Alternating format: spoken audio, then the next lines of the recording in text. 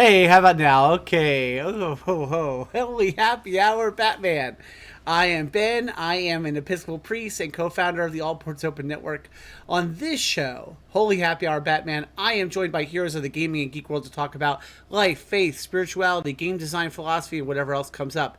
This is our first ever Valentine's Day spectacular, and so to celebrate this Valentine's Day, I'm having the most important guest on the show that I've ever had, my own personal Valentine, and my co-host of my podcast, Pot of Love, that is Melissa Wallis, right here on the show tonight. If you don't know what Pot of Love is, back in March 2018, we launched a two-player romance actual play podcast telling interwoven stories, like a very involved and pretty silly and sometimes pretty stupid rom-com, co-hosted by me and my wife Mel.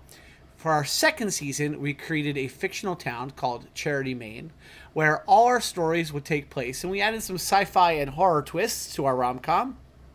And over 100 episodes later, we told a very broad story, built a whole town full of funny citizens, held a political race for the mayor, and much more. We worked with our producer, writer, and editor, Sean, who I believe is currently in the chat messaging us from the being locked away in the basement.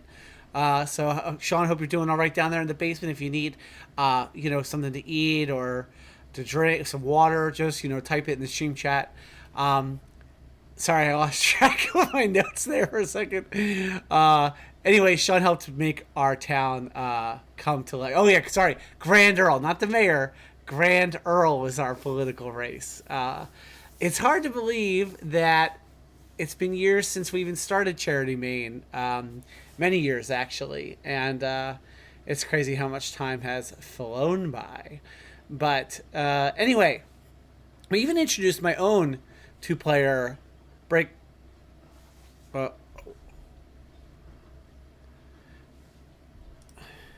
on, everyone. To you. So, sorry, folks. That was the guest on the show who's not a streaming expert, like me. So therefore doesn't know how streaming works. Oh man, hey folks, there hasn't been a Holy Happy Hour Batman in a couple weeks, so we're bound to have a couple of technical difficulties here over the next hour and a half or so. All right, anyway, I think I was saying that on Pot of Love, we also debuted our two-player tragic romance game that I wrote called Broken.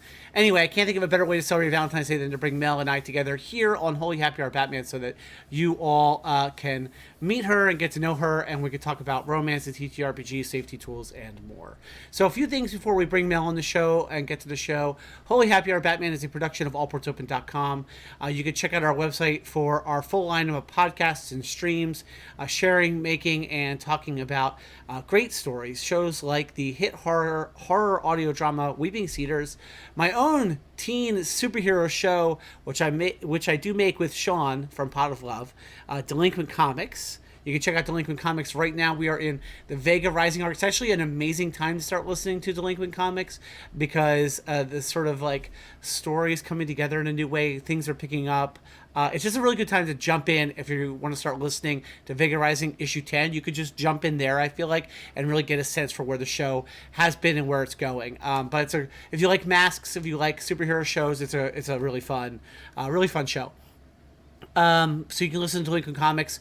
But I'm also very excited because I'm streaming a second night of the week, Wednesdays, on the All Ports Open Twitch channel, twitch.tv/allportsopen. If you were to go there, you on Wednesdays at 9 p.m. Eastern Time, you would see our comedy sci-fi Troika actual play stream. Two of the cast members of Delinquent Comics, as well as Riley Coyote and I, we play a really ridiculous audience participation based comedy sci-fi show called Big Time Space, and the premise is that they are the crew and sort of the ship crew and stage crew for the galaxy's biggest ego, rock sensation Big Time Space, who travels around on tour from planet to planet on the ship the Anything Ghosts. which has a ghost captain, obviously, if you couldn't figure that out from the name.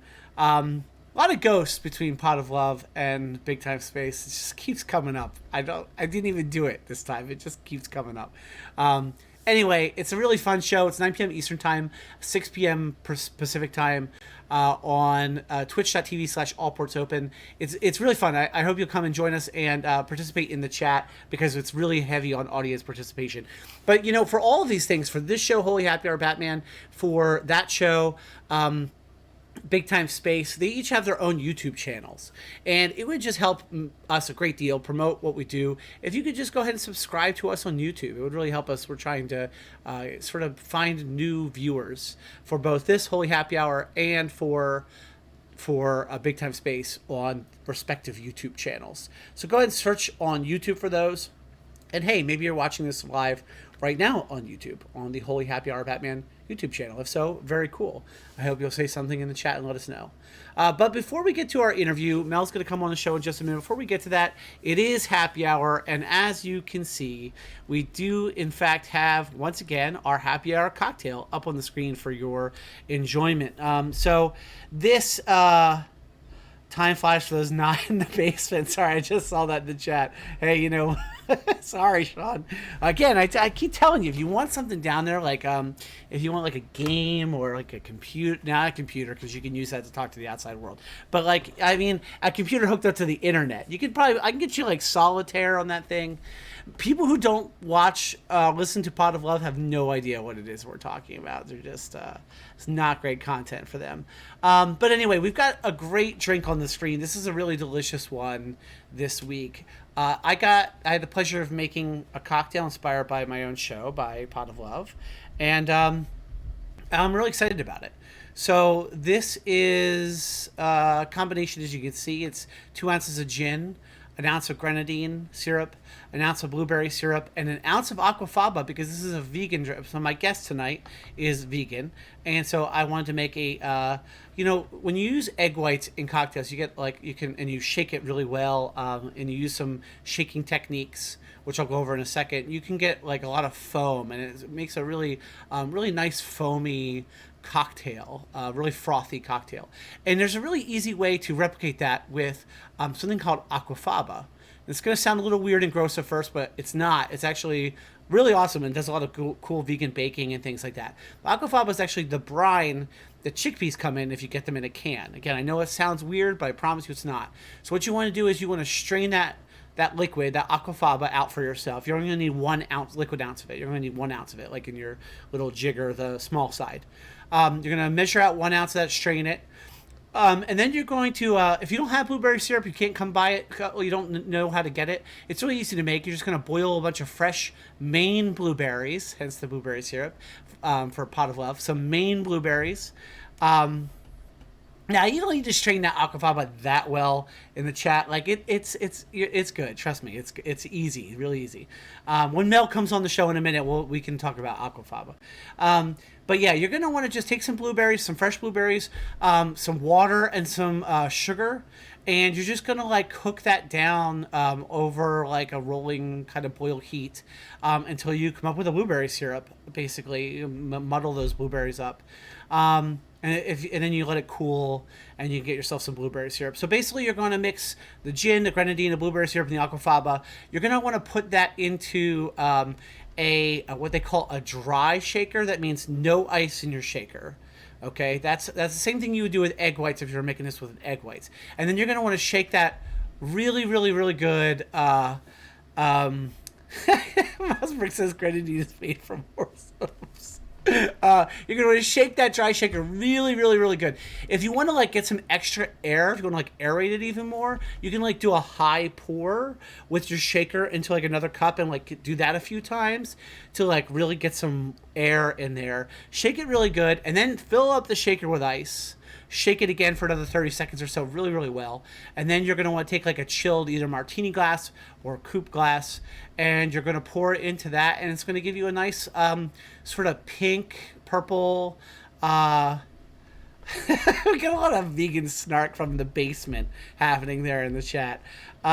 Anyway, garnish it with some fresh Maine blueberries, Maine only. Check your packages for Maine only fresh blueberries in as an homage to Charity Maine in season 2 of Pot of Love. So, all right, I feel like this is a good time to go ahead and bring our guest, since I know for a fact now that my guest is ready to go. We can go ahead and. There are no animals in Maine, so that tracks. Thank you, chat, for that little bit of snark. All right, let's go ahead and bring our guest. Now, actually, I got to tell you all, probably my guest screen probably also doesn't have sound. So let me just. Oh no, it probably is working. So all right, so let's go ahead and bring Mel on the show. Mel, welcome to Holy Happy Hour, Batman. Yeah, I'm talking to you. You can talk now. Oh, no, I can't hear you. I can't hear you. Oh, you're muted.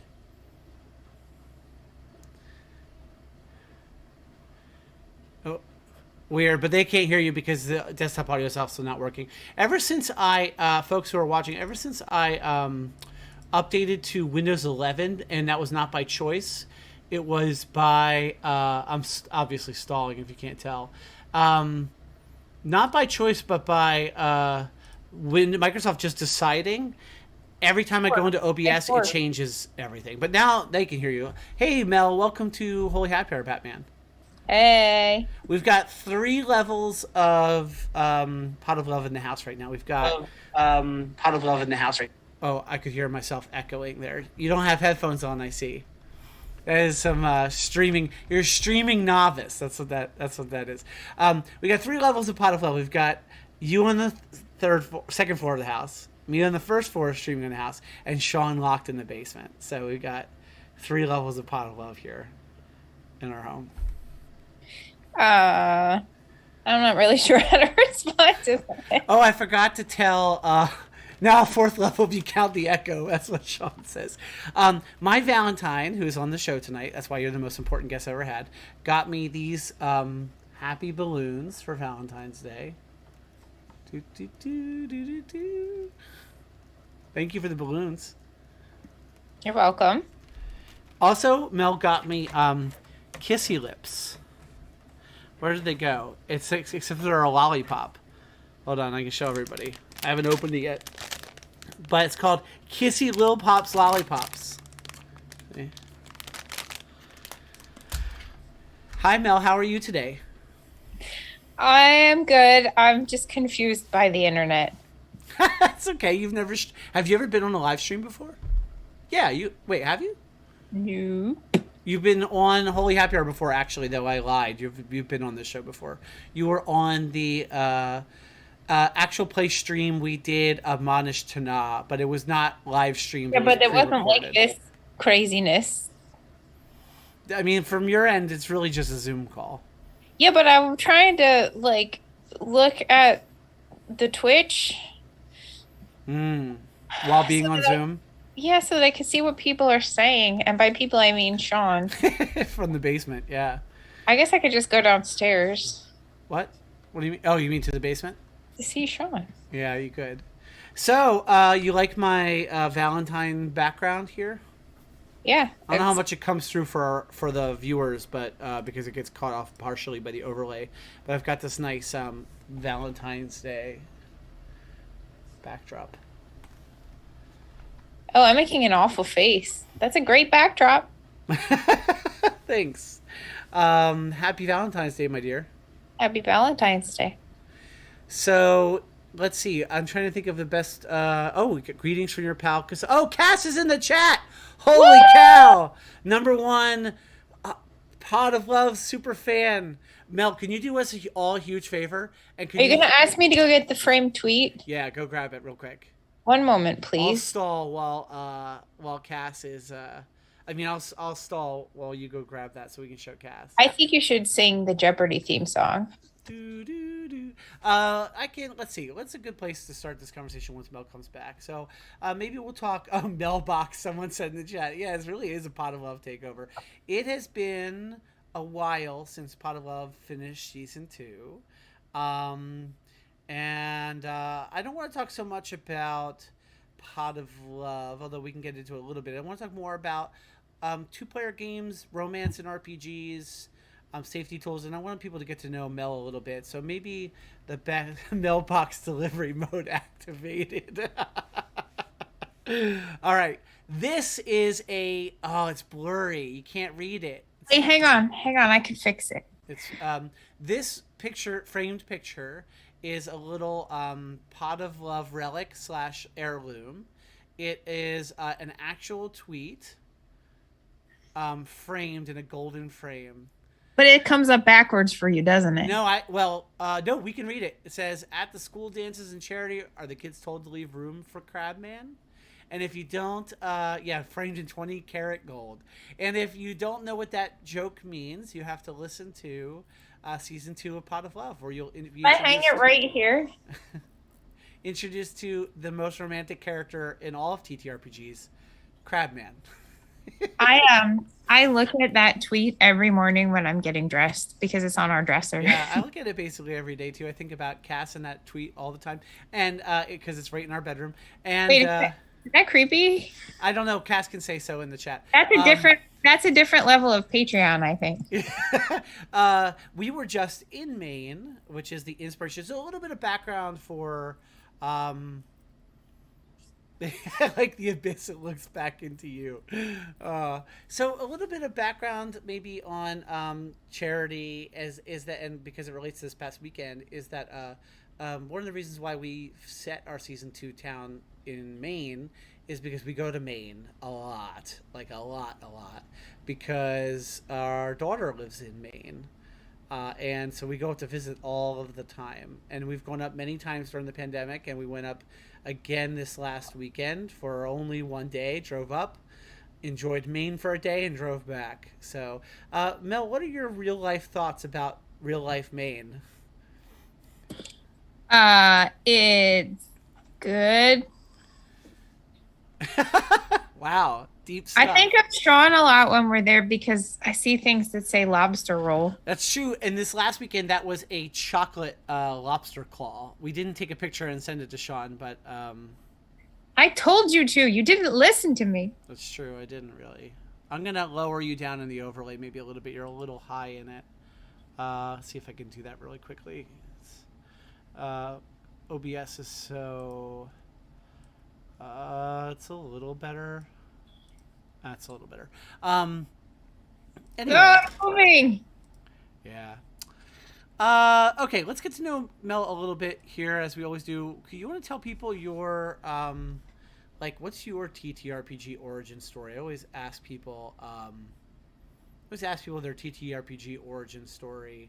What is yours? How did you end up how did you start playing TTRPGs and get into the hobby? And how did you end up being an actual play superstar? Well, the last part's a lie, but I'm trying to think. I was in maybe middle school, I think, probably, and a friend of mine was playing Call of Cthulhu, and her mom was DMing it, which was actually really awesome. So some friends and I would go to her house, and we would play Call of Cthulhu, and that was what really got me interested. I don't know why I still remember this, probably because it was so awesome. I was a thief. I played a thief named Sasha. So I was Russian also. And I stole things. And I remember distinctly, I shoved some sort of valuable artwork, like a painting, into my pants and had a really great roll and somehow got away with it. And then I went mad for one reason or another and ended up stealing the boat from my comrades so that they were stranded wherever they were. And I loved the story, which is why I fell in love with all sorts of storytelling games, but especially TTRPGs. And so there was a while there where I didn't really play that much. I'm just trying to think. I'm trying to think of my first exposure to D&D because that was Call of Cthulhu, but I can't remember off the top of my head. I know that I played on and off, but like very sporadically and sparsely. And then I don't know, we got together and I really enjoyed sharing our joint passion, I guess, for telling really good stories and playing games and doing both at the same time. And So bad character voices. I don't need a game or any excuse really to bad voice. Yeah, it's true. Oh, we didn't even make a reference. I should have started when I brought you on. I should have had you say, "Welcome to." I was going Happy to. Hour Batman. I was going to, but I was like, I mean, I don't know. Perhaps that is too on the nose. It might be, especially because like people who are watching not necessarily Pot of Love aware, but they might be coming on just to hear us talk about two-player RPGs and romance RPGs. So let me ask you a question. Did you ever think that you would do a TTRPG podcast about romance games? Or was that a surprise for you? I don't know how to answer that because, like, surprise, life is a surprise. Like, I never thought that I would get divorced, and then I never thought that I guess what I'm asking is get remarried. Of all the kinds of stories that you thought you might end up telling through a medium like actual play, was rom-com the genre that you would have expected yourself to find yourself in? No, absolutely not. And I feel like you're setting me up for this one, so I'll just get out ahead of it. I almost never watch romantic comedies unless like you ask me to, or you're like, this looks really good, or Will Ferrell is in it, and even then probably not. But I say all that to say that my taste in media is like, 12-year-old boy, for lack of a better way to say it. I hate to gender it, but I like things that blow up and fast cars and superheroes. So yeah, in that way, it's definitely a surprise. Yeah. So was there a learning curve to trying to focus so much on romance games and romance stories? There was a learning curve to just figuring the whole thing out for quote unquote public consumption, because we have a huge listenership. That's right. Massive. I know. Massive. Hit sensation. And I finally just found the chat, by the way. So yeah, thank you for welcoming me, Hyena Spots. But yeah, so I think that was the biggest learning curve. Telling a story is something that has always come relatively easily to me. Like, I took creative writing classes in high school. I took creative writing classes in college. I've always been interested in literature. I wasted 4 years getting a degree in English, which is a joke because I actually really enjoyed it. And then life experiences too. Like, sometimes the truth is stranger than fiction, right? But I have all of that cool stuff to draw on when we, or I, or whomever is helping me tell a story. And I think that makes for better storytelling, and it's super fun. Yeah. So I want to talk about two-player games and romance games and playing with a spouse. Mel and I have had the pleasure of talking at speaking on panels at PAX Unplugged twice. The first time we talked about two-player games, and the second time we talked about playing with your significant other. And that one was on one of the main stages of PAX Unplugged, the last one before the pandemic hit. So I guess it was 2019, I think, if I'm remembering correctly, which was the last in-person PAX Unplugged until they just did the one that we didn't go to. But the landscape, I think, for both of those things has changed dramatically since we started Pot of Love. So we started Pot of Love way back in March of 2018. Can you believe that that's when it was? No. Yeah, it's crazy, isn't it? So, next month is the 4-year anniversary of Pot of Love starting, which is just wild. Whoa, indeed. Yeah. Did you say butt wild? I said yes. It's butt wild. The popular phrase everyone knows, butt wild. Lots of butt stuff on Pot of Love. And also in your house. and not in a Oh, sexy way. oh my God, it's true. We have children.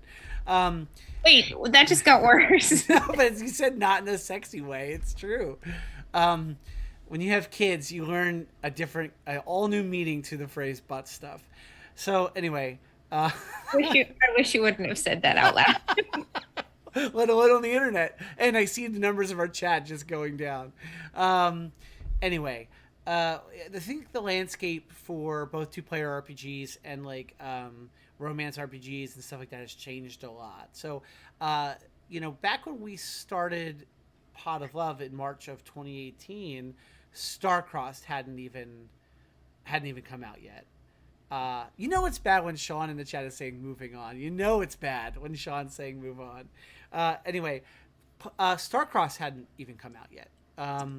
And so I guess the like big title in romance and TTRPGs at that point would have been Emily Karabos's romance trilogy, and which we've played on Pot of Love. And the romance trilogy was very, very heavily influential on Starcrossed. I feel like there are a lot of other two-player RPGs, but now there's like a billion. Between itch.io and DriveThruRPG and other websites, people's ability to self-publish, the popularity of things like Zemo, which is happening right now. We're in the middle of Zine Month right now, which formerly Zine Quest. Like, there's just like there's like a billion. Oh, and I should say, with Jeff's show with Party of One, doing a two-player focus, there's just like a whole huge world of two-player RPGs out there, games that are specifically written for that format. But in March of 2018, there were not as many, I should say. And when we started our show, it was because we actually played a game that is arguably more of a board game than an RPG, although it purposefully walks the line between the two, with the heavy leaning on board games. And that's when we played the game Fog of Love, which obviously inspired the name of our show. Jacob Jaskoff is a friend of the show and is the creator of that game and has been on Pot of Love a couple of times. So we played Fog of Love.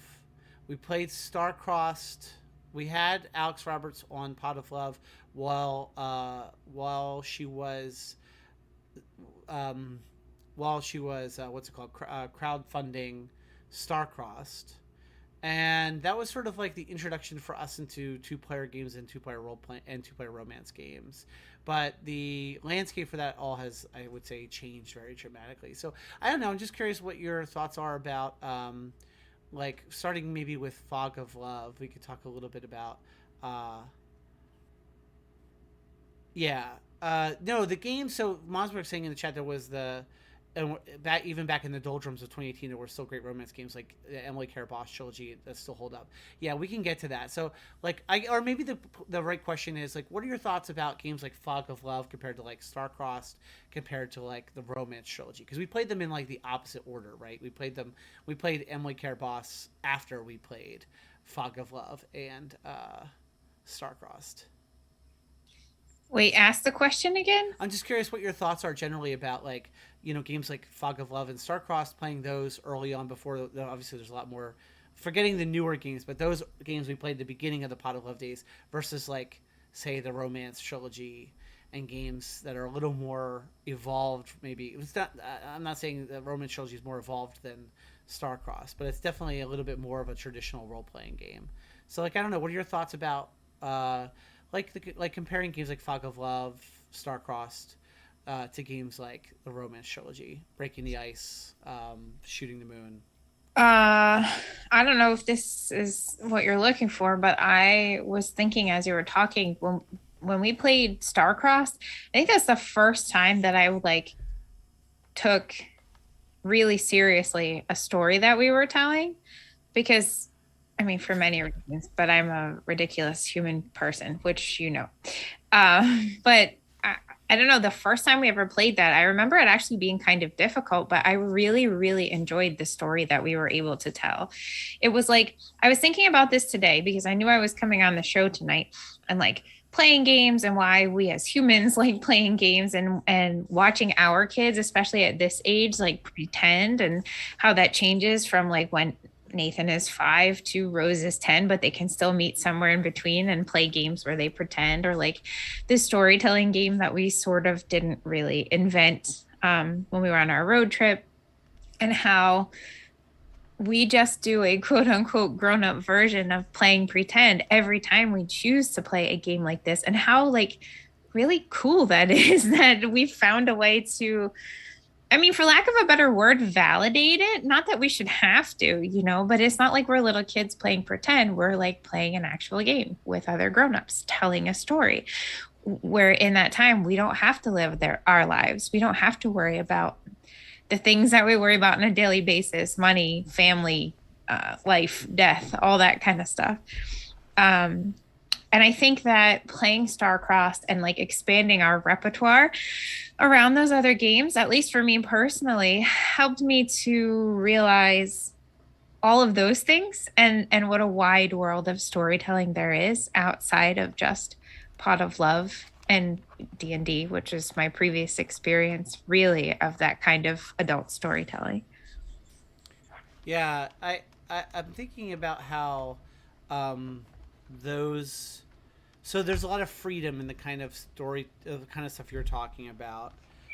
You want to tell people what, when you reference the game our kids were playing over the weekend, do you want to just explain that game? Because I actually think I have a point I can make about like romance RPGs and two-player RPGs based on that, actually.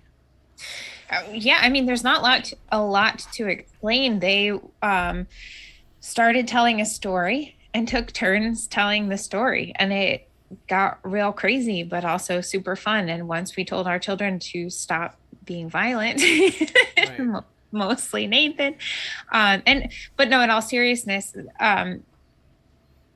tried to teach them how to tell a story but still give other people the space to add to that story and be a part of their story. Yeah, so the way it worked is for people like one of them started with like a sentence or an opening sentence to the story, and we went in a circle. The next person added to that, and there's a lot of games that actually do that, but added to that, and then and reminded me at some moments like I was treating it as we were playing it almost like adding truths in 10 candles. You all add a truth, except for it was more narrative than that. And Blaine, if Blaine's in the chat, might be able to. I don't know if Blaine's still in the chat or not, but Blaine might be able to remind us. There is a game like this we played at our Saturday night game club once, where we went in a big line, adding parts to the story. But anyway, that's basically what the kids.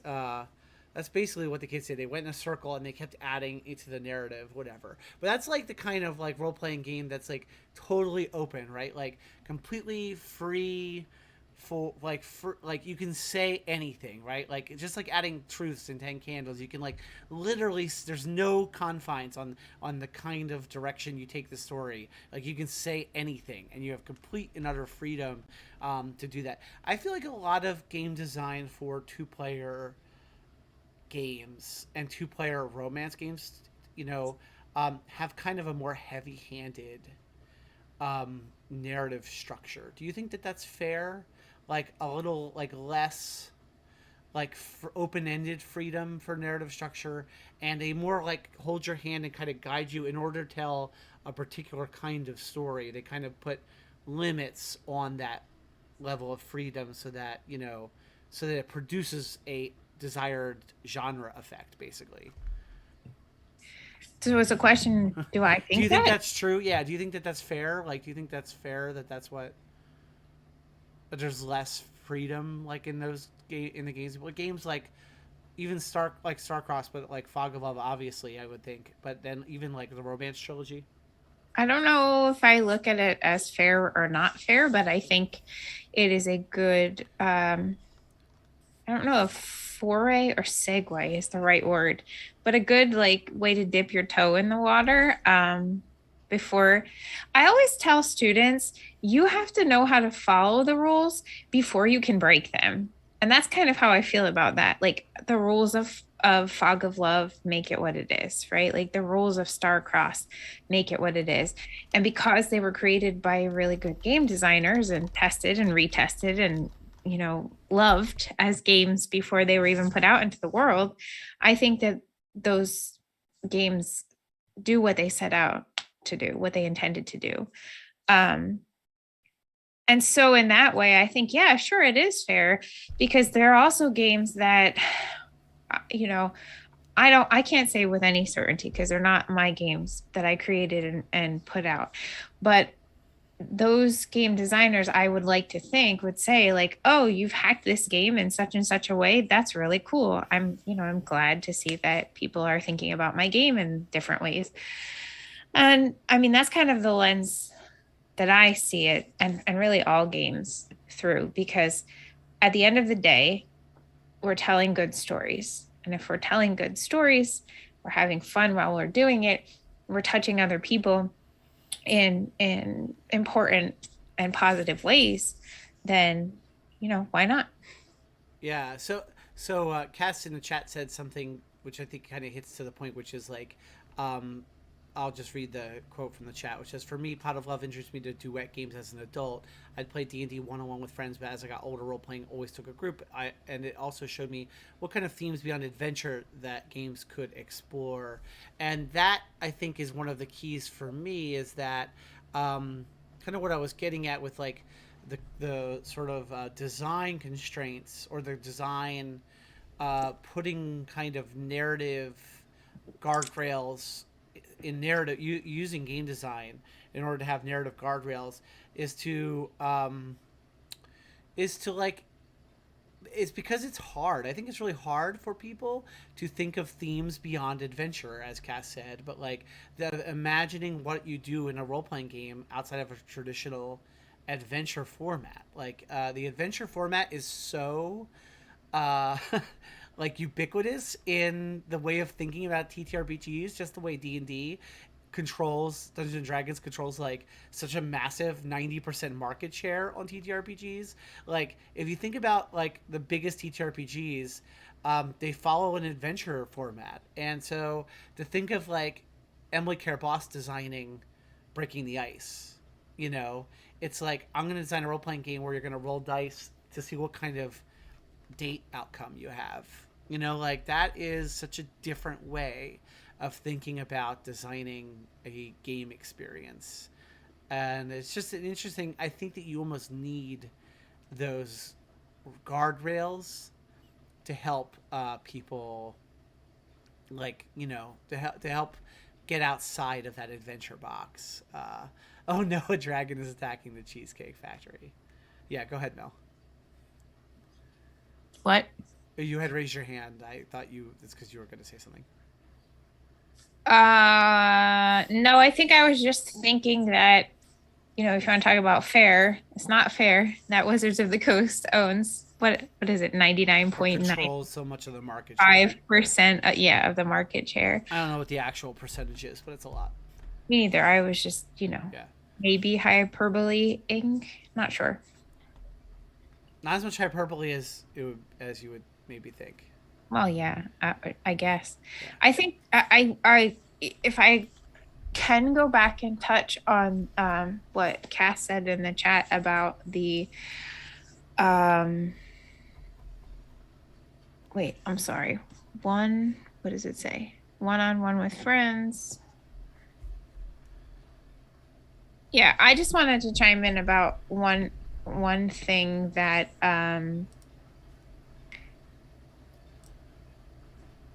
popped into my head when I read that. I think that in addition to all of that, and like talking about like timelines of like, being exposed to storytelling games and things like that, Pot of Love helped me also enter a world where you can play storytelling games by yourself, which is like the coolest recent discovery I feel like I've made.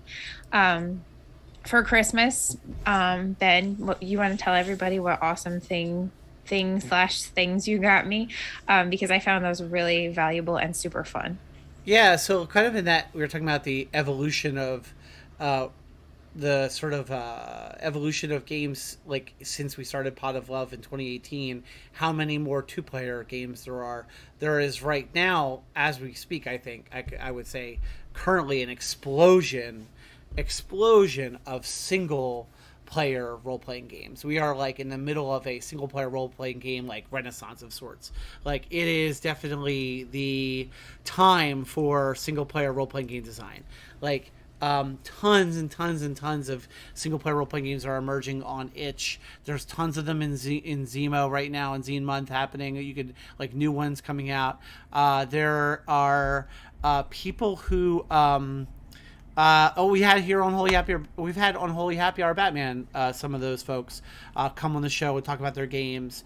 We just had Goblin Mixtape is what they go by, what she goes by on socials. But you can find Goblin Mixtape on Twitch. Sorry, this is Twitch on TikTok, and watch watch her TikToks, and she like talks about all these brand new single and double two player role playing games you send through the mail. Anyway, what I gave Mel for Christmas was a bunch of we'll talk about that, Mossberg. But the what I gave Mel for Christmas was a collection of really great games from Turtle Bun, which is Hannah and Evan, Hannah Schaefer and Evan Rowland, who were here on the show also. If you can look back at that episode from a few months ago, it's their collection of mostly like journaling games, but also some two-player games. So games like Mud, which is a journaling game.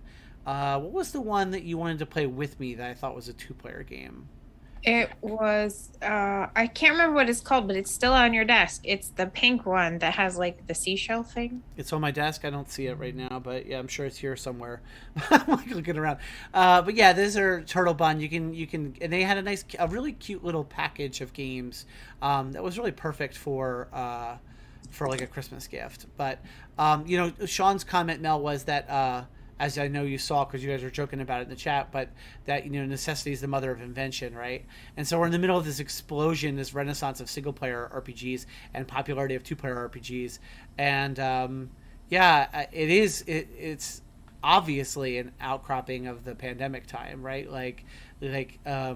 It's harder than ever before to play RPGs with a group. It's like the perfect time to play RPGs with one other person or yourself. It is hard to play RPGs by yourself. No, I was saying with a group, but you were talking in the chat. Though I was saying it's hard to play with a group, is what I was saying. Yeah. Yeah, no, I hear you, but I was gonna add on to that. It's hard to play RPGs, like the one-player RPGs, by yourself at first. I think if you're in the right mindset and you've played one or two of them, it actually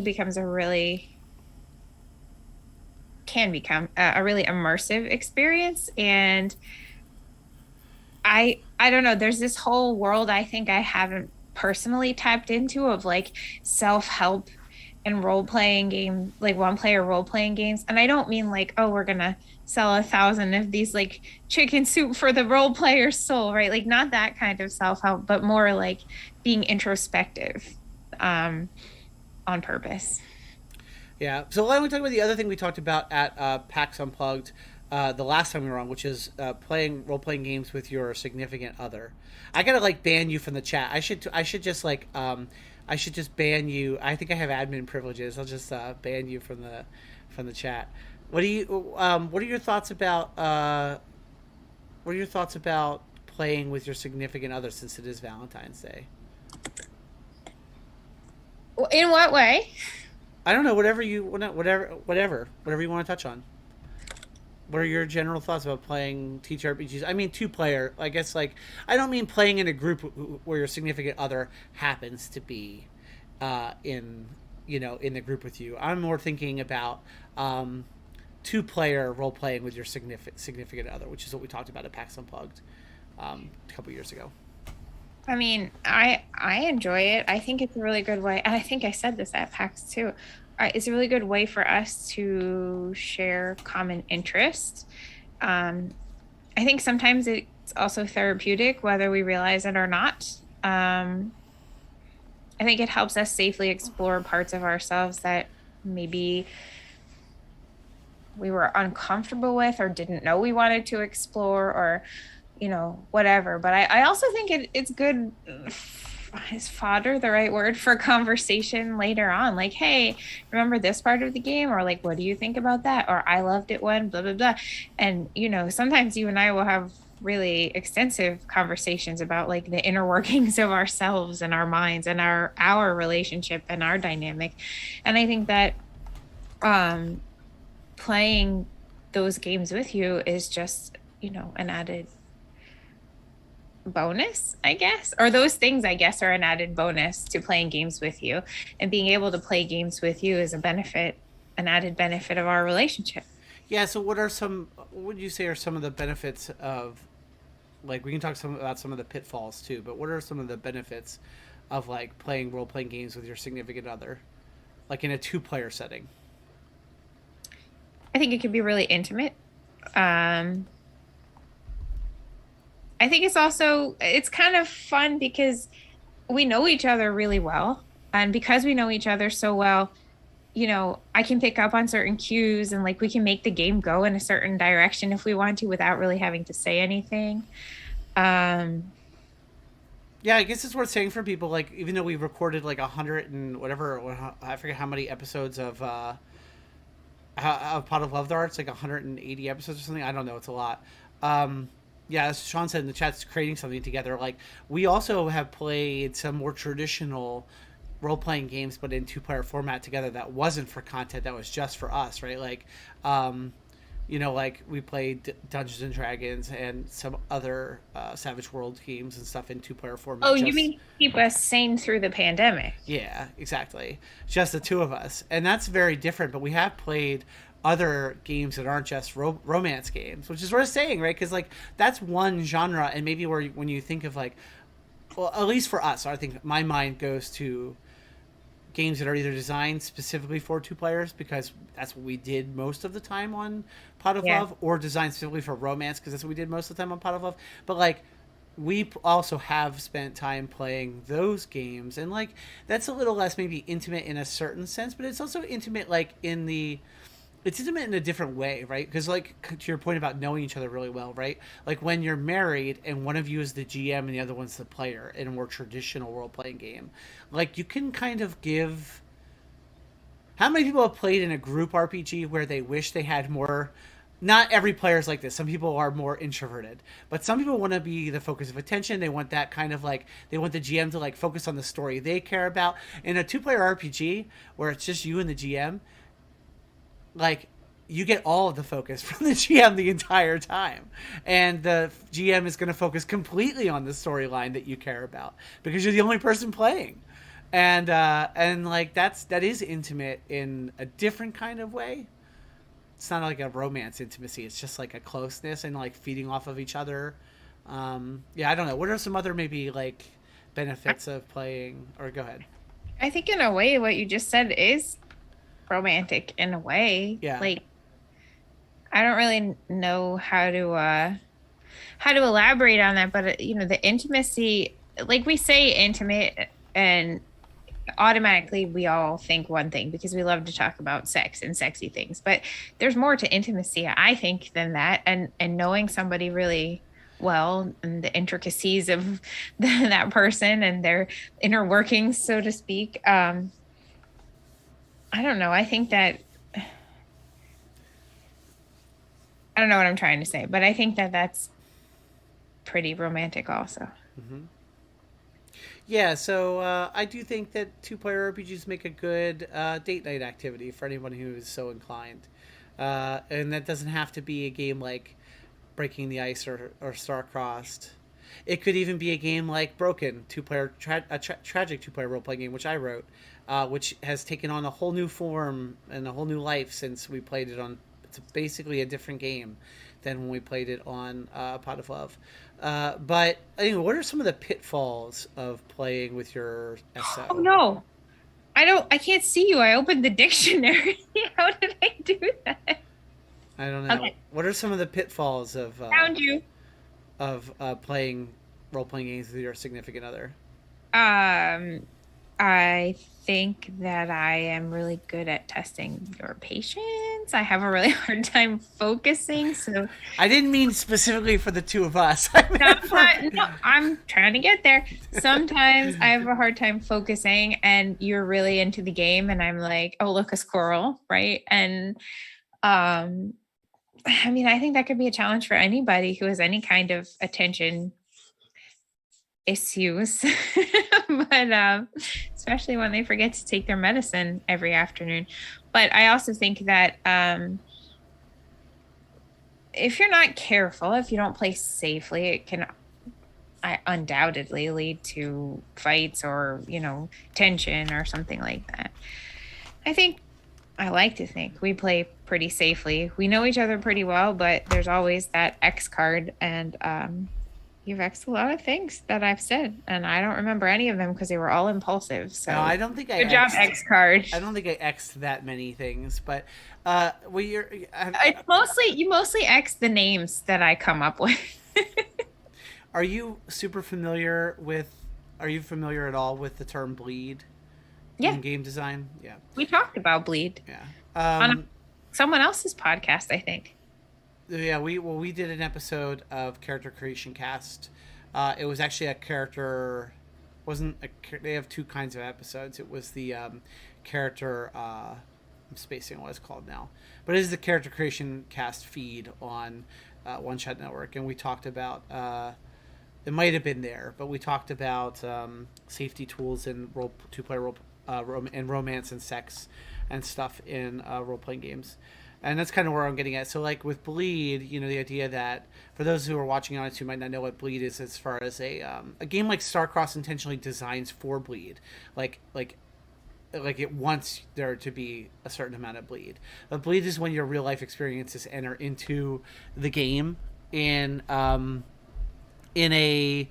they kind of bleed into the game, right? So with anything that's like romance and relationship and love and sex related, there's going to be a good chance of bleed happening, right? I intentionally designed for bleed when I started designing Broken, because I wanted the game to help you deal with some of the feelings and emotions of divorce / breaking up, right? Of a breakup. And in order to process and deal with those things, there has to be some amount of bleed. But bleed can also be dangerous, right? So talking about pitfalls, you got to be careful when it comes to bleed, because anytime you play a romance or relationship game in a two-player setting, especially with your significant other, let's talk about Fog of Love, for example, which is, again, thinking of it as a role-playing game and less of a board game. If you're really role-playing Fog of Love heavy, there's definitely, I'm trying to remember specific things that happened when we played Fog of Love, or games or characters. I can't, if you think of any specific ones, you can remind me. But where something will happen in the game and it'll touch on stuff from our real life or our real relationship. Can you think of any specific ones? But that happened to us for sure. Yeah. Well, one of the expansions is called Trouble with the In-Laws. That I don't think that's not the one I was thinking. No, of. I don't think that one ended up being. We joked about that one, but I don't think it ended up being too much. Yeah, I think you're right. I feel like there was something in the Nick and Flo story, which remains my favorite, just as an aside, but I can't remember what it was. Yeah.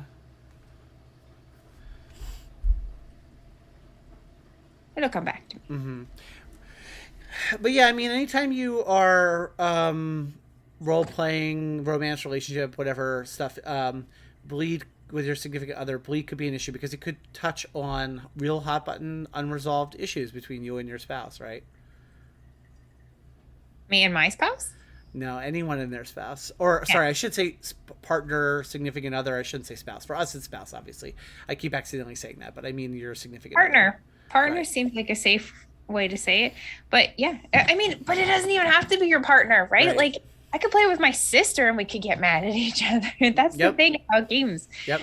Especially when there's bleed. Yep. Yep, 100%. Yeah, any relationship, right? And it can happen. And of course, I've seen at the gaming table fights, basically arguments break out between players that had nothing to do with. I mean, we're talking about an adventure game, and so like that's where safety tools come in, right? So, what are some safety tools that you've found helpful when we played two-player games? Lines and veils and the X card. Yeah, yeah. So the X card is such an easy one, right? Like, one of the things I love about the X card is it takes almost no time to explain. It's Yeah. super easy to explain. We run a Saturday night game club at our church, and I can bring the. You're very tired. I can tell. You I'm can. sorry. I'm trying not I to know. I'm yell. keeping my Valentine up past her bedtime. It's for sure. So that's on me, audience. But the X card is really, you can bring the X card like and just slap it down on the table at a con or at a game night at a meetup, and it takes no time to explain. You just say like, "Yep, that's the X card." You can X anything. That means it's not in the game. And if you don't like something that's happening, you just hit that X card. You don't have to say a word, and boom, it's gone. It takes so little effort to explain the X card. It's a beautiful safety tool. What you know what I was thinking as you were talking though, like the one thing about the X card is that you have to be willing, and it's probably difficult if you have social anxiety. Mm-hmm. Do you have to be willing to say like, no, I'm actually not okay with this Mm-hmm. in the moment in front of other people, which is why I think lines and veils with the X card is really a safe combination, I guess, for lack of a better way to say. Because if you're talking about lines and veils and you're like, I draw a line at this, this, and this, and I can only talk about this in general terms, but not specifically, then you don't even have to deal with it when it comes up, right? Like if you get out ahead of it. Yeah, absolutely. Yeah. So that's just, I mean, because I'm thinking about like especially in the beginning of SNS when I didn't know anybody that went, I think I would have been more uncomfortable like Xing something by using the X card because then I would feel like, and this is just my neuroses. I'm not saying anything except describing my own neuroses, but I would feel like I had to explain why, and you don't, you Right. don't have to explain why, but I feel like the lines and veils things just like, nope, you're asking me in advance where I draw the line. Here's where I draw the line. And I'll say for me personally, it is number one, always, always, always any sort of violence, abuse, anything of kids. Like I cannot handle it. Mm-hmm. I lose my ish. Mm-hmm. I would. Yeah, and I think the lines and veils also allow for one of the things I like about lines and veils when it comes to sex and relationship and romance and love in RPGs is that it I think that it allows for you to get into a more dangerous space, like when you put the boundaries around like what you're going to have. It allows you to play with bleed, to play with those things a little more because there's a little bit of a guardrail in place. So it's like with those guardrails, therefore we can like kind of take it to a not dangerous but a vulnerable and intimate place because that there's guardrails in place to allow you to be safe. Now, of course, like it's funny because right, like this is not surprising, like to anyone who's in to the kink community at all or into the LARP community, which is different, but like both of those communities use these tools in similar ways. Like the kink community uses safety tools in similar ways, right? Like it's what allows you to be in dangerous situations.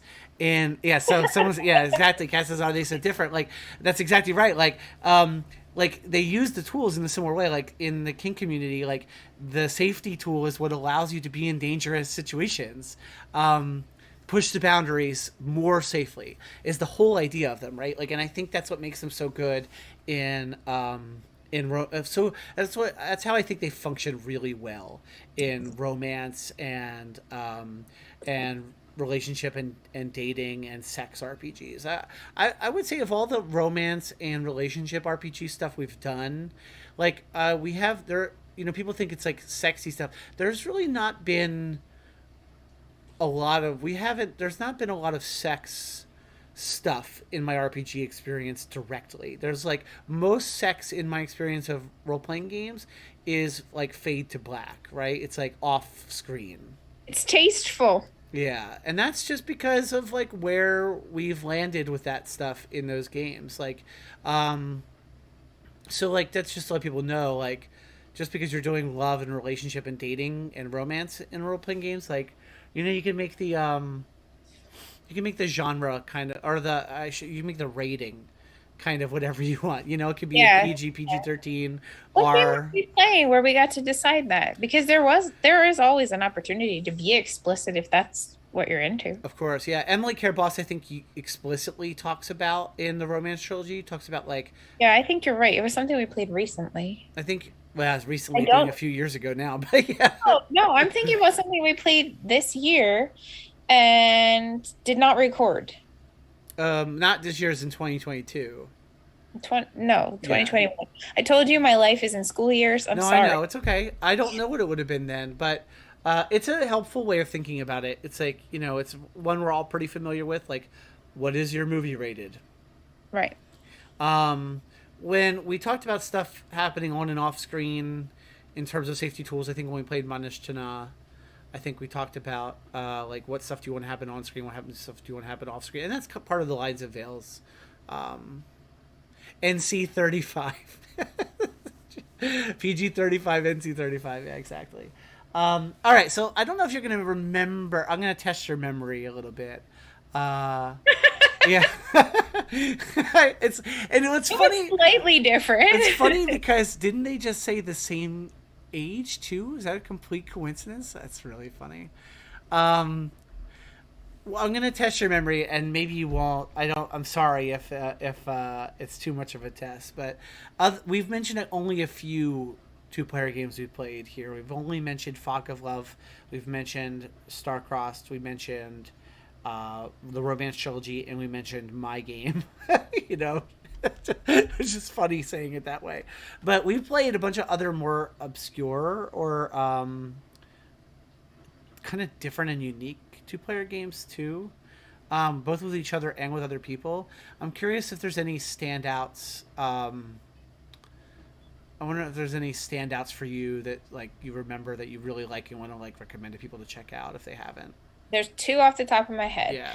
One is Pasión de los Well, Pasiones. that's not specifically a two-player game, but it is worth. Yeah, do you want to tell people what that is? In case Oh, they did don't you know. say two player? I I'm did, sorry. but no. But go ahead, tell people what Pascal because there's a lot of romance in that game, so that's a good romance Apparently, I game. just don't listen to you, especially after 8:30 at That's night. okay. Sorry. That's okay. That's a great Valentine's Day game to talk about, though. So I'm It's glad you brought it super up. fun. Yeah. Also, that's the cool thing. Um, What is it? it's basically you're playing a telenovela, Mm-hmm. and it's cool because I can't think of any other game or game setting or anything that I've played that even comes close, right? Like anyone who's ever even like a little bit familiar with telenovelas know that they're their own animal. And the game really encapsulates that so well in a way that is even easy for people who have no idea what a telenovela is to access. You learn from the game also. Like as somebody who took French in high school, which I want to put a pin in that. I know a lot of folks have taken Spanish, and a lot of people are familiar with telenovelas. So, like culturally, I have heard of them; they are a thing, right? I've had friends who speak Spanish at home and would watch them, and that's about it for my knowledge, right? And then so playing the game, like you learn more stuff about them, about the structure of the story, and it's a whole new kind of storytelling as well. Well, not new, but new to me. Yeah. So Pasión de los Pasiones is a game by Brandon Leangabetta. It's published by Magpie Games. It's actually theoretically not out yet. The Ashcan has been out for years. Um, Probably, I don't know if it was around, probably since 2018, maybe even 2017, maybe even earlier. But the final version, it was a crowdfund game. I think it was Kickstarter. The final version of it is not out yet, although it's very close. There's been some delays, but Everything I see from the design of that game is just absolutely brilliantly designed. Anybody who likes Is Powered by the Apocalypse, it does really brilliant things design wise to create that telenovela experience, including like the ability to use moves that do flashbacks in order to like plant stuff into the story now, much like a telenovela might do, or a soap opera even might do, where you like they reveal like as a cut to something that happened before you hadn't seen yet, and then it reveals something in the present moment, and just really, yeah. Does that count as a retcon? I mean, it's like a designed retcon, right? Like it's like a purposeful retcon for the purpose Well, of the then I story. guess by definition, it's not a retcon, No. right? And then the other cool thing that every time I see new stuff from that game, it's brilliant, and I'm excited more for the final version. But they are introducing a really cool mechanic for NPCs, where you have like an NPC deck. It's a cast of characters deck, and those characters might be in any, and it helps the GM, right, like to fill scenes out like a TV show with different NPCs, different cast of characters. But one of the cool things you can do is like the NPCs in the cast of character deck, they all have like goals and stuff, but they also have like you can actually take over that NPC for a specific purpose and control them until you fulfill a specific goal on the little card. So it's a really cool mechanic that allows players to like kind of take over an NPC to help their character with their own motives and what they want. You know, again, much like kind of a soap opera or as you said, a telenovela. So yeah, that's another. What other games? You were going to say a second one. Yeah, Connection Lost. I think Sean did put it in the chat, but that game was super fun, and I would like to go back and play it with you actually, whether we record it or not. But that there's so many possibilities for that game, and I'm sure, I mean, for lack of a better word, hacks for it, because it's just like it's almost as open-ended storytelling as you can get while still being guided through telling the story. Yeah, so it's Connection Lost. It exists in the book You and I Role Playing Games for Two, and it's by Toby Abad, and it is a game where you're trapped in a crippled spacecraft orbiting Earth, and the ship is rapidly losing altitude. The planet's gravity is pulling you in. You have an operational communicator on board, and that's it. And there's one voice on the other end. You will die, and you have 1 hour until your doom comes, and you play the game in an hour, right? Like you actually play, and you play in two different places. So it's a good online game. We played it online in our house in two different places when you and I played it. Yeah. And we played the traditional way, but I think you and Sean for Pot of Love played, well, I don't want to spoil it for people who might be in the chat who may be listening to season 2 of Pot of Love, so I won't say. But you played a non-traditional version, right? Yeah. You guys hacked it, didn't you? We played a version that took 18 hours because we were recording it. So, yeah, we did hack it. I think when you and I played it the traditional way, I think that we actually played it in an hour. Am I right? We stuck with the traditional, I think. I think so, but I don't think Sean and I really went too much over that either. We just had like a couple pauses where we discussed a few things. But it was really fun also to play a game like that with somebody who wasn't you, because it was a new experience. And I think I know I learned a lot from it, I think. Oh, Sean says we definitely played it an hour. Maybe it was just late and it felt like longer. Yeah. Right now, I feel like I've been sitting here for 3 days because I cannot stay still. So I apologize. Well, that's another conversation for another time. Would be like role playing games with what is it called? Neurodivergent. For neurodivergence, like ADHD, for example, among other things. One, I don't think we ever played it, but one game I really want to play, unless Sean will correct me, I don't think we did, which is Dead Friend. I don't think we ever played Dead Friend on Pot of Love, even though it sounds like a game we would have. I thought we played it though. Did we play it and not record it? I don't remember. Sean will have to record it. Sean says no. It's Lucian Khan's game, and I think it exists outside of this book in another format. Like I think you can buy it as a standalone game. But one of you is the living, which is like a magician or a witch who conjures a spirit, and the other one is a ghost. I don't know how we didn't play this in season 2 of Pot of That would Love. have fit right in with the Well, stuff obviously. that we did, but and I won't say it out loud. But speaking of that stuff, what was the name of the game that we played where we with the bubblegum van dreams marshmallow hippies? Oh, so you're talking about the second. That's not a two-player game, but it is a romance game, and that is Shooting the Moon by Emily Karabos, That which was is the second game in the romance trilogy. And Shooting the Moon is a game where two people are like basically in love with the same person and trying to win their hand. And you could play this in like a kind of a really old-fashioned traditional courtship sort of way, or like in the way we did, where it's like, hippies, one of us is a hippie, but I think that was the game that took 17 hours. no, I think you're thinking of when we played a three-player version of what is it called, Fiasco, and it took 2 days. That was the finale of That season did 2. take a long time too. No, But I was, that Shooting the Moon game took a long time. Well, Breaking the Ice and Shooting the Moon both are not short games, no. but they're not designed to be. Fiasco, it kind of was a fiasco. Yeah, but those games are not designed to be. So, like, the Emily Care Boss games, people have to remember they come out of a particular time period of role playing game design. We're talking about, there's a lot of dice, and there's dice pools, and those are like, it's like a traditional role playing game that happens to be for two people and happens to be about dating, and so like it takes time. It's not a short game. It's not designed for just like a quick one shot. These days, people design games for like 2 hours because nobody has any time anymore. Those games are not designed for that. Like, those games. Casa, was it a Forge game? No, I don't. No, I think. Yeah, but those games are not short. So yeah, they took us a long time. Anytime we play those games. So if anyone wants to sit down and play those games, they're really good, but they're not fast. Yeah, they are really good. I want to put that in there. Like, don't be scared off by the time commitment, because if you build in breaks or just take them if you're me and make everybody mad, it's tolerable.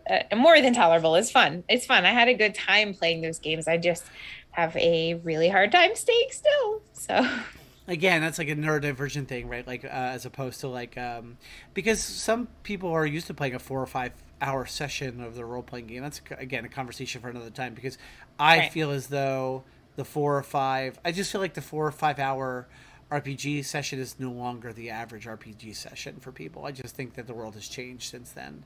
Yeah, well, you and I have this conversation a lot, I feel like, because of my decreased attention span. Like, a lot of times Ben will be like, "Oh, you're gone."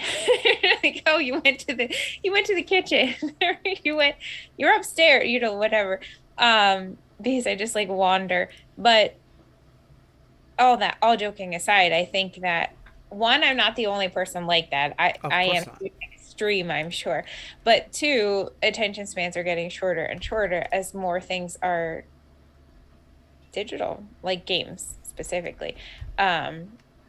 And there's nothing wrong with digital games, but there's I don't want to go down a rabbit hole, but there's instant gratification there where it's like, you're in it for the long haul when you're telling a story game, not Yeah. on the computer.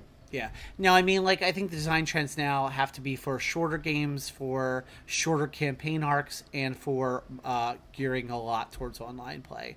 And when you play online, you really have a shorter attention span. Like, it is For sure. easier to burn out on online, but it's just energy draining in a way that in person playing I find not to be energy draining. And the pandemic really reinforced that for me. Well, I think another piece of it too is I would play for 4 hours in like 45-minute chunks or even Hmm. an hour chunk. Toward the end of an hour, I get a little wakely. But even if that's the same story, like cut into acts or something, and there's a break in between, it's so much more manageable for me. And I don't think that that is actually that uncommon. If you're playing a 4, 5, 6 hour D&D session, people who smoke are going out to smoke, people who are hungry are running to Wawa, like those breaks exist.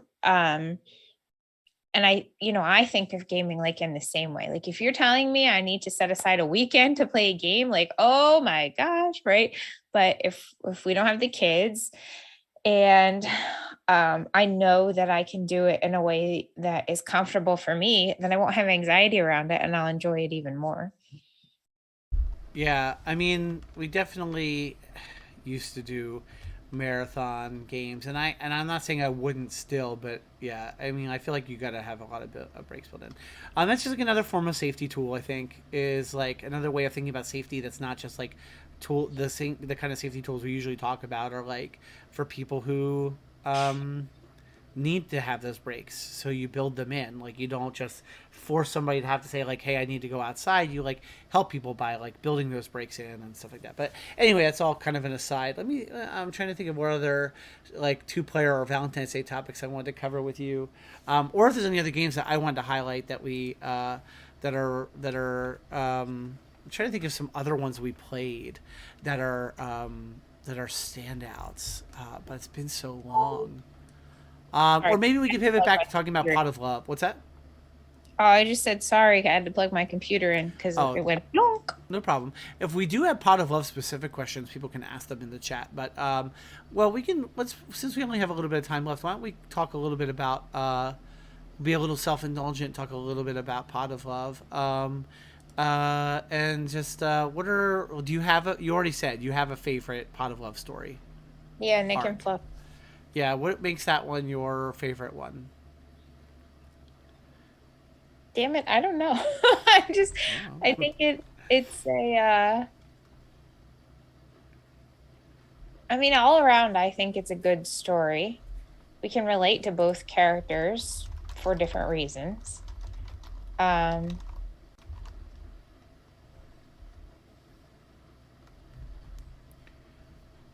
yeah, I don't know. It's just memorable for me.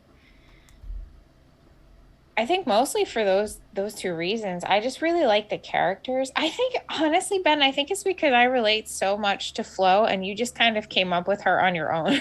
That's And Nick funny. is like the opposite of me, in a lot of ways. It's true. Which is kind of fun to play. So I think that has a lot to do with why it's my favorite also. We also that's the one story that it was the first time we gender swapped in Charity. It was also the first story in Charity. It was the first story we told. We used Starcrossed. We started with Starcrossed, and then we went to Fog of Love. They got married, but it's definitely the most comprehensive story we told in all of Pot of Love, right? Because we started with them in high school. We had them get engaged. We had them get married. Oh, we played 2 months engaged with them too. That's right. I forgot about that. So like yeah, it was the through line to Charity. It was the entire through line to Charity. It was the story that started Charity and ended Charity. It was the story that we told through. We played them in 5 different games, 5 different role playing games they appeared in, like different kinds of like different actual games. That's probably why too, because like when you play D&D for years and you have a character that you love, Right. you're gonna remember that. I think Right. that's another thing too. So here's another question we got from the chat, which is how much of Pot of Love has influenced your life and vice versa? From Lone Ranger. How much? So my life has 1,000% influenced the way that I play and the choices that I make in Pot of Love. Um, I think Pot of Love influences my life. Well, it's Valentine's Day, so I can be corny, right? No, but it's serious too. In our relationship, we are close because we're married. But, like, actually, that's not like a necessity, right? You don't have to be married to be close, and you don't have to be close to be married. But I think that it's beneficial for our relationship, and that things that we've talked about well, first of all, it's a thing that we have and that we created together, which I think Sean mentioned at some point. And that's special in and of itself. But I think there's a lot of growing and learning and building on our relationship from the interactions we have when we are not only playing the game, but making story designs, I mean, decisions and world building and things like that as well. Because I mean, I'm sure that there are things that we've disagreed about. I mean, I know for a fact that there are things that we've disagreed about, but we have always, at the end of the day, told a really good story. Yeah, And I thanks. think also learn to be, sorry, this just popped in my head. Learn to be people together, period. But also, like bringing Sean into the mix on our podcast has been really awesome because like I have a relationship with Sean, you have a relationship with Sean, the three of us have a relationship together, and you know, there's crossover there, and I think that is also has also enriched our show a lot, and allowed us to do more. I don't want to use the word rich again, but richer storytelling as Mm-hmm. well. Definitely, absolutely. Yeah, without a doubt. What did you? So, let's see. I had multiple questions, but I was listening intently, and I kind of lost those questions, and I got to remember what they were. Oh, another way in which our life influences the show I already mentioned, but it's worth mentioning again is like Charity Maine is based off of our experiences of going to Maine. And we when I first started going to Maine, I hated it. If I'm being honest, um, not for the not you know one of the reasons why was because my daughter was living there and I didn't really want her to be. So there's a lot of revealing on the internet, but that's fine. But I learned to love going there, and that is kind of in some ways what Charity Maine and season 2 of Pot of Love is kind of about, right? Like, and again, I don't want to spoil anything because I know at least one person in the chat is listening to season 2 right now, but it's kind of about like, if you listen if you listen for it, and maybe you don't pick up on this as listeners, but if you listen for it, um, what is the first thing that people talk about in episode 1 of season 2 and episode 61, Welcome to Charity Maine? It's the people in the town talking about what they love about charity, right? So the through line for me, one of the through lines for me in season 2 and the stories about Charity Maine is all about like what you love or don't love about it, and learning to love different things about it. And so like that's like the first thing I introduced very intentionally in those when I wrote those cold open intros for the first couple of episodes. And it's kind of why Nick and Flo's story goes to where it goes about whether or not you want to live there. And like so that was for me the really important, but like yeah, our experiences in Maine definitely shape that shape Pot of Love in direct and indirect ways. And my own, it's kind of me working out my own feelings about the state of Maine, which are very complicated because they involve a child, my daughter living there and stuff like that. So I think that's an aspect of it I haven't talked about on the show or much. The like working out of my feelings about Maine aspect, or like wanting to go to Maine or not, but that is a huge part of like why I wrote some of the things that I wanted to write in that show, and it just kind of took over a life of its own. But I have learned to love Maine, and so Pot of Love is very special in that way, and Charity Maine will always have a special place in my heart. Will always like, I don't know, it's hard to explain to people, but like it's almost like a real place to me. And whenever we go to Maine, do you feel like that when you go to Maine, that like you almost feel like you're going to charity in some ways? No, but Mm-hmm. a little bit when we went to shit. What is it? What is the island we went to? Oh, you mean, I'm not sure if you what island you mean. Well, the only island we went to in Maine was off the coast of Portland. Is that what you're talking about? Which is called I can't think of the name of it. Yeah, well, when we went there, like it was just literally the middle of nowhere. People have to boat over their groceries and literally everything that they want. For some reason, that felt. Oh no, you're not thinking of when we went to the island, but you're thinking of when we took the boat out of Kenny. Nope, not Kenny Bunkport. What's the name of the town? There's a famous touristy town all further up the coast from Portland that we went to, and we took a boat. And there was an island that boat went to where they have to get their groceries on the boat, and we were on and it's a tourist boat, so the same boat that gives you the tour of the harbor is the same It's boat also transportation. yes, transports the people to the island and transports their groceries over. So like we watched people. There was grocery bags on the boat with us when we went over there. I have the sweatshirt for that place too. It's just spacing. I'm totally spacing on what it's called. But anyway, yeah, actually Nick and Flo went there on vacation. We named it. They went there on vacation in the game of Broken we played when they were breaking up. It's actually the last place they went to. Well, I'm spoiler territory. They went there. But anyway. Okay. Well, Drive me absolutely nuts if we can't remember. just later, I'm gonna go check my sweatshirt and then I'll remember the name of it. I don't. Do you have any last thoughts? Because we have to bring the show to a close so we can raid on over into our next All Ports Open Network show, which is let's see, Tuesday night's Murder Mall. What's Monday night? Oh, the campground horror game, which is starting in a few minutes. So, do you have any final thoughts for Valentine's Day about anything that has to do with role playing games, significant others, 2-player games, Valentine's Day, anything? I love you. I love you too. See, I thought I stopped. I didn't say it right away because I thought you were going to say your traditional. But we got to go. There we go. All right. Well, huge thanks, Mel. Thank you, Mel, for coming on and indulging me and being my Valentine's Day guest.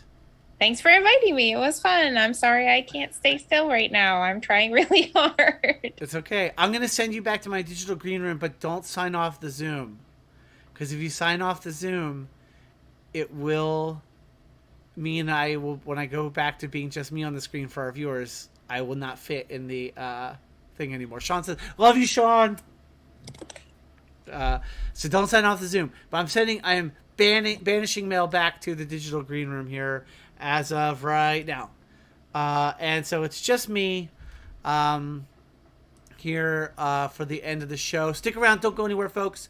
In just a moment, we're going to raid into our next All Ports Open Network show tonight. It's a original horror game, and we're going to be, and they are playing in a campground as camp counselors in the early 2000s, I believe it is, and there is some horror happening, so you're going to want to, it's called The Worst Days. You're going to want to stick around and watch that in just a minute. Nope, Mel is gone. Sorry, chat. Mel, you'll have to go listen to Pot of Love and catch more Mel. Hey, please don't forget to hit that follow button. Follow here on Twitch, please, or subscribe on YouTube. If you want to support what we do, if you want to support the show, consider subscribing to my channel here on Twitch. Which on Twitch, if you're watching this on YouTube, is a little confusing because on YouTube, subscribing is like following, but here on Twitch, subscribing is financially supporting the show. So, like Mossberg, for example, who is a subscriber to the show, you can be a subscriber too. Just hit that subscribe button if you want to support what we do here on Holy Happy Hour Batman. It is a huge, it's a huge deal. It helps us. It goes a really long way to supporting shows like ours, where we have deep conversations about TTRPGs and the intersection of TTRPGs with spirituality, philosophy, psychology, and religion. If that's your jam, if that's what you want to promote, if you want to support those kinds of deep conversations about TTRPGs, then please consider subscribing to us here on Twitch or heading on over to YouTube and subscribing, because that would be a huge help no matter what. Even though it's not financial support directly, it's a huge help. Trust me, huge help. If you only caught part of tonight's show, you can head over to allportsopen.com and you can watch every episode of our show afterward. This one will be up there soon. It'll be up on our YouTube soon. And it'll be up for a little while as a VOD here on Twitch. Please check out more great shows on our network, All Ports Open. You can go check them out at allportsopen.com. We've got lots of great shows, including the stream show of the worst days, which you're going to see in just a moment when you stick around here, because we're going to be raiding right into it in just a minute. Huge thanks to Joshua Wise, my APON co-founder, for the artwork on my stream that you see here in our overlay, as well as everything he does to keep our network running. Huge thanks to Dr. Octorok for the use of his music on this show and for composing the Big Time Space theme song on Wednesdays. Don't forget, that's right, Wednesdays at All Ports Open on Twitch. Big Time Space, comedy, sci-fi, troika actual play game. It's super fun, lots of audience participation, lots of jokes. It's great. I'm really tempted to tease something about Pot of Love, but I think that's all the tease you're going to get for right now that has to do with that. Okay, I'm Ben. I'm That Gamer Priest on Twitch and on socials. I guess I'm at Benjamin Wallace on Twitter, not That Gamer Priest, but you can search for That Gamer Priest and you'll probably find me. We're going to be back. Oh, we didn't even talk about this on the show. Holy crap. We forgot to talk about Aquafaba, and we forgot to talk about the fact that Mel and I are going on vacation, speaking of love and romance, this coming weekend, which means there will be no Holy Happy Hour next week. Hopefully, we will be paradising it up on a tropical island, far away from Twitch. That's what I hope for. Come back, though, on February 28th, and Adira Slattery, fabulous Ttrpg designer Adira Slattery, is going to be on the show. Another great Jewish game designer. I've had so many awesome Jewish game designers on the show. I'm really excited about Adira coming on. Adira's great. Go check out Adira's games on itch.io in advance. Then come back in 2 weeks. Don't forget, we'll talk about her game design philosophy. I'm really looking forward to it.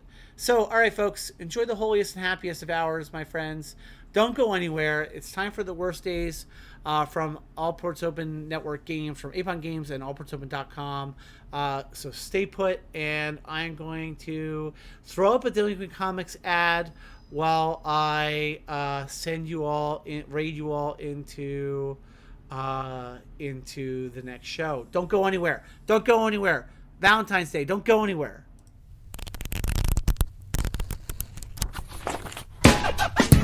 Calling all citizens of Halcyon City. The newest generation of heroes are now painting the pages of Delinquent Comics, a Masks new generation actual play podcast. Complete back issues are available now on allportsopen.com, Spotify, iTunes, or wherever podcasts are found. You can help join the fight and hear the newest releases early by becoming a supporter on Patreon at patreon.com/allportsopen. New bi-weekly episodes become available to all citizens on May 24th, featuring the newest arc, the Sunset Island Saga.